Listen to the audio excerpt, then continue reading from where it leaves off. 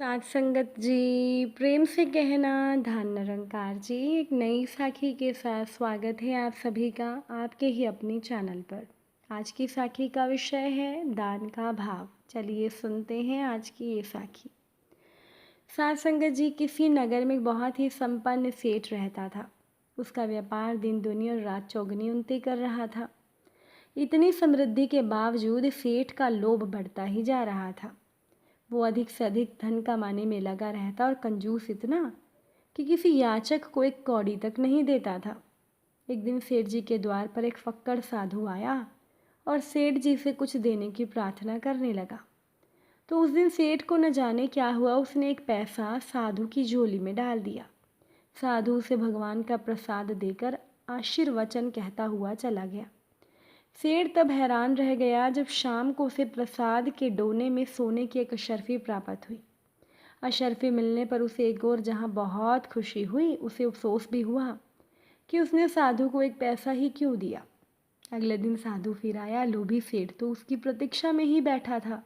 तो इस बार साधु की झोली फैलाते ही सेठ जी ने मुट्ठी भर पैसे उसमें डाल दिए। साधु पुनः सेठ को प्रसाद और आशीष देकर चला गया। सेठ शाम होने की प्रतीक्षा करने लगा। रात हो गई लेकिन सेठ को अशर्फी प्राप्त नहीं हुई। सेठ अब सिर धुनने लगा कि मेरे पैसे भी गए और अशर्फी भी नहीं मिली। तब सेठ जी की धर्मपरायण पत्नी ने उन्हें समझाया कि दुख मत मनाइए, ये सबक लीजिए कि त्याग फलता है जबकि लोभ छलता है। पत्नी की इस बात ने सेठ की आंखें खोल दी। साथ संगत जी, कहने का भाव यही है कि निस्वार्थ भाव से किया गया दान हमेशा अच्छा प्रतिफल देता है, जबकि इसके विपरीत स्थिति में किया गया दान ना उपलब्धि देता है और ना ही आत्म संतोष देता है। प्रकृति का नियम बिना कुछ लिए सदैव देना ही है। प्रकृति हमें बहुत कुछ देती है और बदले में हमसे कुछ लेती भी नहीं, जबकि मनुष्य का स्वभाव इसके बिल्कुल विपरीत है। मनुष्य लेना चाहता है बिना कुछ दिए हुए। और सत्संग के माध्यम से हमें यही सीखना है कि देने का कितना आनंद है। वृक्ष हमें छाया, फल, फूल और अपने अंतिम समय में अपना हमें शरीर लकड़ी के रूप में देते हैं। हम सभी के पास देने के लिए कुछ न कुछ होता है। केवल हमें अपने अंतर मन में चल रही देने की इच्छा को आगे बढ़ाना है। जीवन में देने के छोटे छोटे अवसर मिलते हैं। देने के लिए किसी अस्पताल में जाकर देखें, हो सकता है कोई इस आशा में है कि वो हमारे मीठा बोल बोलने से खुश होगा। अपने आसपास नज़र दौड़ाएं, हो सकता है कोई वृद्ध हमारी प्रतीक्षा में हो कि हम बाजार से उसे कोई सामान ला दें। अपने आसपास देखें कि आप किसी की मदद किस प्रकार कर सकते हैं। जीवन में एक समय तक हमें लेते रहने में ही बड़ी खुशी मिलती है और फिर एक समय मन में देने की इच्छा होती है, लेकिन बहुत से लोग इस इच्छा को बढ़ने से पहले दबा देते हैं। एक बार एक राजा ने मुनादी करवाई कि हमारे राज्य में जितने भी गरीब लोग हैं वो कल सुबह महल के बाहर पंक्ति में आकर खड़े हो जाएं। राजा की तरफ से सभी को कुछ ना कुछ दान में दिया जाएगा। तो अगले दिन जब लोगों को दान दिया जा रहा था तो पंक्ति में खड़ा एक व्यक्ति अपनी बारी आने पर वहां से निकलकर पंक्ति में फिर से सबसे पीछे जाकर खड़ा हो जाता। ये क्रम शाम तक चलता रहा। राजा का खजाना खाली होने को था। राजा के दान से ज़्यादा सारे नगर के लोग उस व्यक्ति की प्रशंसा करते नहीं थक रहे थे। ये बात राजा के कानों तक पहुंची तो राजा ने उस व्यक्ति को बुलाकर उसको पूछा कि तुम अपनी बारी किसी और को देकर फिर पीछे खड़े क्यों हो जाते हो। वो गरीब व्यक्ति बोला, महाराज, देने की इच्छा हो तो जिसके पास जो होता है वो वही देता है। आपके पास देने के लिए धन दौलत है और मेरे पास देने के लिए अपनी बारी है, जिससे मुझे अपनी बारी में जो मिलना था वो अब किसी और को मिल जाएगा। इसीलिए साथ संगत जी, हम भी कुछ न कुछ देने की आदत ज़रूर बनाएं। अपनी मुस्कुराहट दूसरों में बांटें, शायद किसी को खोई हुई खुशी वापस मिल जाए। एक बार की बात है कि भगवान श्री कृष्ण जी और अर्जुन जी कहीं जा रहे थे। तो रास्ते में अर्जुन जी ने श्री कृष्ण से पूछा कि प्रभु, एक जिज्ञासा मेरे मन में आई है, अगर आपकी आज्ञा हो तो पूछूं। श्री कृष्ण ने कहा, अर्जुन, तुम मुझसे बिना किसी हिचक के कुछ भी पूछ सकते हो। अर्जुन ने कहा, भगवान, मुझे आज तक ये बात समझ नहीं आई कि दान तो मैं भी बहुत करता हूँ, पर सभी लोग कर्ण को ही दानी सबसे बड़ा क्यों कहते हैं। ये प्रश्न सुनकर भगवान कृष्ण मुस्कुराए और पास में ही स्थित दो पहाड़ियों को उन्होंने सोने का बना दिया और बोले, अर्जुन, इन दोनों सोने की पहाड़ियों को तुम आस पास के गाँव वालों में बांट दो। अर्जुन भगवान से आज्ञा लेकर तुरंत ही ये काम करने के लिए चल दिया। अर्जुन ने सभी गांव वालों को बुलाया और सोना बांटना शुरू किया। गांव वालों ने अर्जुन की खूब जय जयकार करनी शुरू कर दी। अर्जुन सोना पहाड़ी से तोड़ते गए और गांव वालों को देते गए। लगातार 2 दिन और 2 रातों तक अर्जुन सोना बांटते रहे। गांव के लोग वापस आकर दोबारा से लाइन में लगने लगे थे। इतने समय के बाद अर्जुन काफ़ी थक गए थे। जिन सोने की पहाड़ियों से अर्जुन सोना तोड़ रहे थे, उन दोनों पहाड़ियों के आकार में ज़रा भी कमी नहीं आई थी। उन्होंने भगवान कृष्ण को कहा, मुझसे काम और नहीं हो पाएगा, मुझे थोड़ा विश्राम चाहिए। प्रभु ने कहा, ठीक है, तुम विश्राम करो, और उन्होंने कर्ण को बुला लिया। उन्होंने कर्ण को कहा, इन दोनों पहाड़ियों का सोना इन गांव वालों में बांट दो। कर्ण ने पहाड़ की तरफ देखा, गांव वालों को बुलाया और कहा, ये सोना आप लोगों का है, जितना जिसको चाहे वो यहाँ से ले जाए। ऐसा कहकर कर्ण वहाँ से चले गए। ये देखकर अर्जुन ने कहा कि ऐसा करने का विचार मेरे मन में क्यों नहीं आया।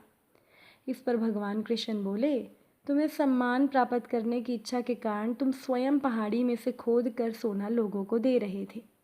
तुम में दाता होने का भाव आ गया था। दूसरी तरफ कर्ण ने ऐसा नहीं किया। वो सारा सोना गांव वालों को देकर वहाँ से चले गए, क्योंकि कर्ण के मन में ये इच्छा थी ही नहीं कि कोई उनकी जय जयकार करे या प्रशंसा करे। उनके पीठ पीछे लोग क्या कहते हैं, इससे उन्हें कोई फ़र्क नहीं पड़ता। साथ संगत जी, दान देने के बदले में धन्यवाद या बधाई की उम्मीद करना भी उपहार नहीं, सौदा कहलाता है। यदि हम किसी को कुछ दान या सहयोग करना चाहते हैं तो हमें ये बिना किसी उम्मीद या आशा के साथ करना चाहिए। साथ संगत जी, एक बार की बात है कि माता पार्वती का मन कंदराओं में रहते हुए ऊब गया।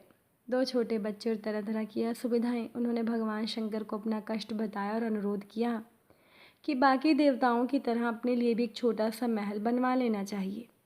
भगवान शंकर को उनकी बात जम गई। ब्रह्मांड के सबसे योग्य वास्तुकार विश्वकर्मा महाराज को बुलाया गया।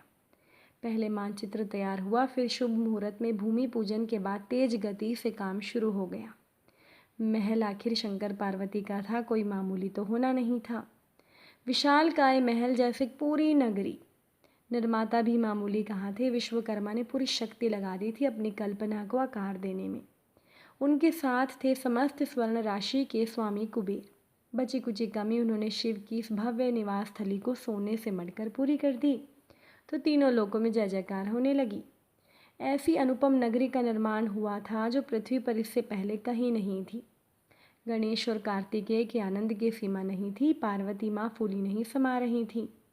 बस एक ही चिंता थी कि इस अपूर्व महल में गृह प्रवेश की पूजा का काम किसे दिया जाए। ब्राह्मण भी तो उसी स्तर का होना चाहिए जिस स्तर का महल है।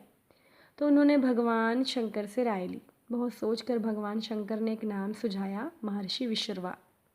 समस्त विश्व में ज्ञान, बुद्धि, विवेक और अध्ययन से जिसने तहलका मचाया हुआ था, जो तीनों लोकों में आने जाने की शक्ति रखते थे, जिसने निरंतर तपस्या से अनेक देवताओं को प्रसन्न कर लिया और जिनकी कीर्ति 10 दिशाओं में फैली हुई थी, ऐसे मुनि विश्रवा गृह प्रवेश की पूजा के लिए श्रीलंका से कैलाश पर्वत पर बने इस महल पर उन्हें आमंत्रित किया गया। मुनि ने आना स्वीकार किया और सही समय पर सभी कल्याणकारी शुभ शगुनों और शुभंकर वस्तुओं के साथ वो गृह प्रवेश के हवन के लिए उपस्थित हुआ। गृह प्रवेश की पूजा अलौकिक थी। तीनों लोकों के श्रेष्ठ स्त्री पुरुष अपने सर्वश्रेष्ठ वैभव के साथ उपस्थित थे। इस अद्वितीय अनुष्ठान के संपन्न होने पर अतिथियों को भोजन कराकर प्रसन्नता से गदगद माँ पार्वती ने ब्राह्मण से दक्षिणा मांगने को कहा। तो ब्राह्मण ने कहा कि आप मेरी ही नहीं, समस्त विश्व की माता हैं। माँ गौरा, आपसे दक्षिणा कैसी? तो माँ पार्वती ने कहा, नहीं विप्रवर, दक्षिणा के बिना तो कोई अनुष्ठान पूरा नहीं होता। आपके आने से ही तो पूरे उत्सव की शोभा बनी है। आप अपनी इच्छा से कुछ भी मांग ले, भगवान शिव आपको अवश्य प्रसन्न करेंगे। तो ब्राह्मण ने कहा, मैं आपको कष्ट नहीं देना चाहता माता, मैंने बिना मांगे ही बहुत कुछ पा लिया है। आपके दर्शनों से ज़्यादा मुझे और क्या चाहिए?